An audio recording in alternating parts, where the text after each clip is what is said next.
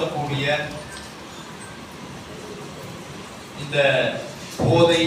தடுப்பு விழிப்புணர்வு மற்றும் முதலுதவி குறித்த கருத்தரங்கத்திற்கு தலைமையேற்றிருக்கக்கூடிய இப்பள்ளியினுடைய தலைமை ஆசிரியர் பெருந்தகை ஐயா எம் செல்வ ஜெயக்குமார் அவர்களே, இந்த நிகழ்ச்சியிலே சிறப்பு விருந்தினராக வருகை புரிந்திருக்கக்கூடிய மாவட்ட வன அலுவலர் அரியலூர் மற்றும் பெரம்பலூரை சார்ந்த டாக்டர் டி இளங்கோவன் அவர்களே, இந்த நிகழ்ச்சியில் முன்னிலை வைத்துக் கொண்டிருக்கக்கூடிய